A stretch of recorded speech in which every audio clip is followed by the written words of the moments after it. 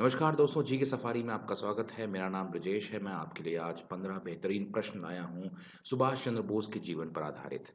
ये 15 प्रश्न बहुत इंपॉर्टेंट हैं। ये बहुत सारे एग्जाम्स में भी आते हैं यहाँ वहाँ। और इन 15 प्रश्न को आप देखिए और रिवाइज कीजिए बार बार।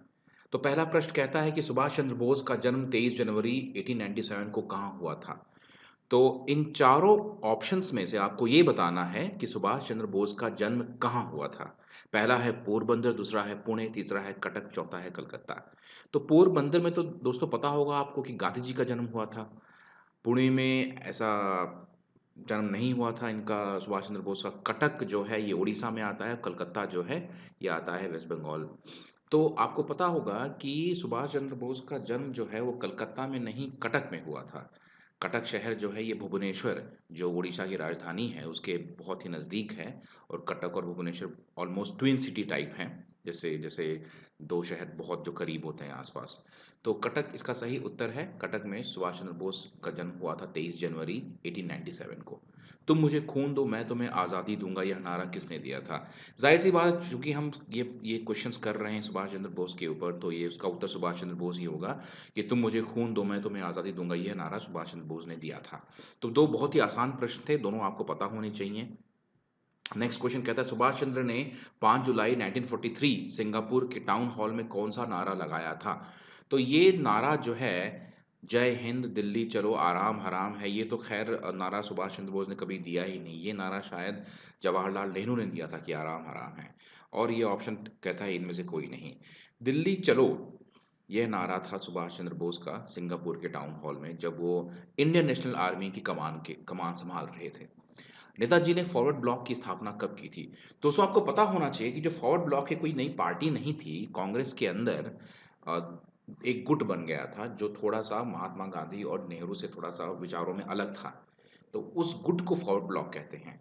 तो जो फॉरवर्ड ब्लॉक है उसकी स्थापना जो हुई थी वो 1939 में हुई थी। तो फॉरवर्ड ब्लॉक जो है ये एक गुट था, एक कैटेगरी थी कांग्रेस के अंदर ही। और उसकी स्थापना कहना थोड़ा गलत होगा कि उसकी स्थापना यानी कि वो अलग कब हुए थे कांग्रेस से, ये 1939 इसका उत्तर है ये। जय हिंद का नारा निम्नलिखित में से किसने दिया था। जय हिंद का नारा निम्नलिखित में से सुभाष चंद्र बोस नहीं दिया होगा, क्योंकि ये जो पूरे प्रश्न है सुभाष चंद्र बोस के ऊपर ही है। जय हिंद का नारा सुभाष चंद्र बोस ने दिया था।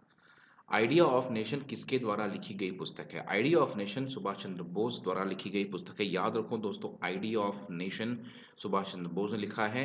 और जय हिंद भी नारा सुभाष चंद्र बोस ने ही दिया है। तो जय हिंद Subhash Chandra Bose, idea of nation Subhash Chandra Bose. ठीक है, आसान क्वेश्चन थे। आगे बढ़ते हैं दूसरे प्रश्न की ओर। और ये कहता है कि सुभाष चंद्र बोस के राजनीतिक गुरु कौन थे। तो आपको पता होगा दोस्तों कि हर कोई जो लीडर होता है उसका कोई ना कोई राजनीतिक गुरु होता ही है, जो उसको राजनीति में लाता है और उसकी ग्रूमिंग करता है, उसको वहाँ पे डेवलप करता है। तो आप देखेंगे तो सुभाष चंद्र बोस के जो राजनैतिक गुरु थे वो गांधी जी नहीं थे, ना ही तिलक थे। तिलक जब आए थे, तिलक का जब निधन हुआ, सुभाष चंद्र बोस पॉलिटिक्स के सीन में भी नहीं आए थे। तो सबसे पहला उत्तर जो बाहर जाएगा, विकल्प जो बाहर जाएगा वो है बाल गंगाधर तिलक। बाल गंगाधर तिलक जो है ये इनका निधन हुआ था 1919 में।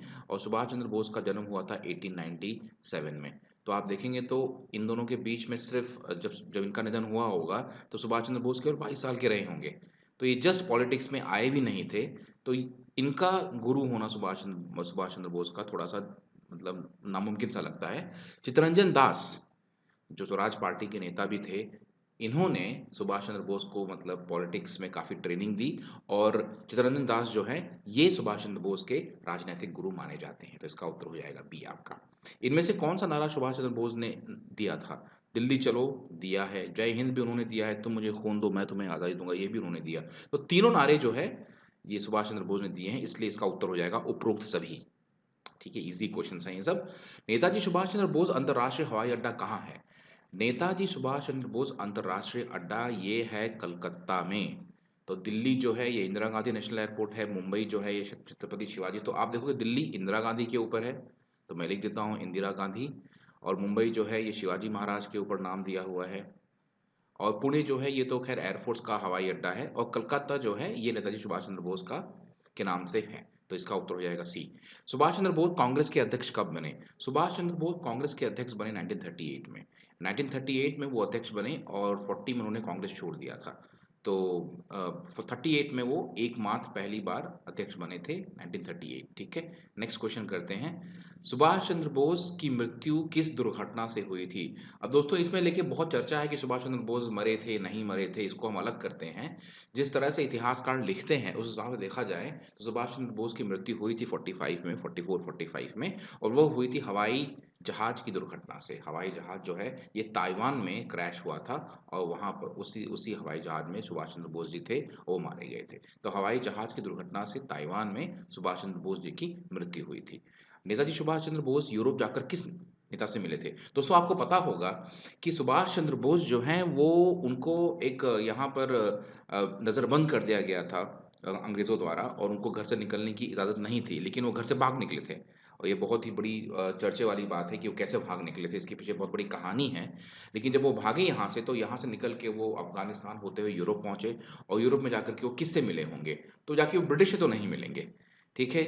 और वो मुसोलिनी से मिल सकते हैं, लेकिन वो मिलने गए थे हिटलर से। हिटलर जो है जर्मनी का लीडर था, उस टाइम सेकंड वर्ल्ड वॉर चल रहा था, और सुभाष चंद्र बोस को लगा कि हमारे दुश्मन का दुश्मन हमारा दोस्त होता है।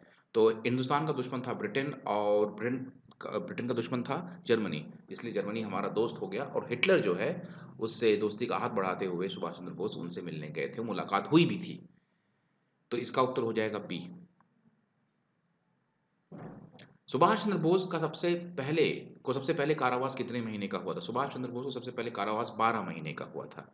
तो उनकी जो पहली सज़ा थी वो 12 महीने की थी, इसका उत्तर डी हो जाएगा।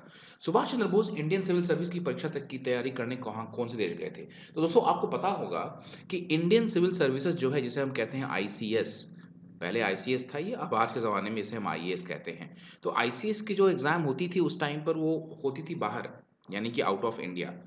तो उसकी जो पढ़ाई होती थी, उसकी जो ट्रेनिंग, उसके जो एग्ज़ाम होती थी, वो इंग्लैंड में होती थी।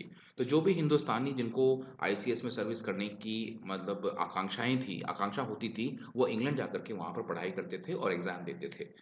तो सुभाष चंद्र बोस का 4th रैंक आया था आईसीएस में, आपको शायद पता नहीं होगा, पर सुभाष रैंक का जो आईसीएस का जो एग्ज़ाम हुआ था उसमें उनका रैंक 4th आया था, और वो चाहते तो बहुत अच्छा करियर बना सकते थे वो एज़ अ सिविल सर्वेंट, लेकिन उन्होंने ये नौकरी छोड़ दी और देश की सेवा में लग गए। तो सुभाष चंद्र बोस इंग्लैंड में गए थे सिविल सर्विस की परीक्षा के लिए, और इंग्लैंड के अलावा हिंदुस्तान में जो जगह थी आईसीएस एग्ज़ाम होने की, वो पहली जगह थी इलाहाबाद। तो इलाहाबाद पहली ऐसी जगह थी हिंदुस्तान में जहाँ पर आईसीएस की परीक्षा होने लगी थी। इसलिए इलाहाबाद बहुत सालों से आईसीएस के लिए जाना जाता था, लेकिन आजकल दिल्ली जो है वो काफ़ी बड़ा वो बन गया है, लेकिन उसके पहले इलाहाबाद ही था, क्योंकि अंग्रेज़ों ने इंग्लैंड के अलावा इलाहाबाद में ही एग्ज़ाम रखने का जो जो वो किया था, वो इलाहाबाद में ही था, ठीक है? नेक्स्ट क्वेश्चन कहता है कि नेताजी सुभाष चंद्र बोस ने कौन-सा अखबार शुरू किया था? तो इन्होंने स्वराज अखबार शुरू किया था, ठीक है? सुभाष चंद्र बोस जी ने स्वराज अखबार शुरू किया था, और ये उसका उत्तर हो गया। ठीक है दोस्तों, तो हमें उम्मीद है कि आपको ये 15 प्रश्न अच्छे लगे होंगे। अगर अच्छे लगे हैं तो लाइक कीजिए, शेयर कीजिए, और सब्सक्राइब ज़रूर कीजिए इस चैनल को, ताकि आपको और नोटिफ़िकेशंस मिलते रहें, और जीके के ऐसे बढ़िया-बढ़िया क्वेश्चंस आपको रिवाइज़ करने के लिए हमारी ओर से आपको मिलते रहें।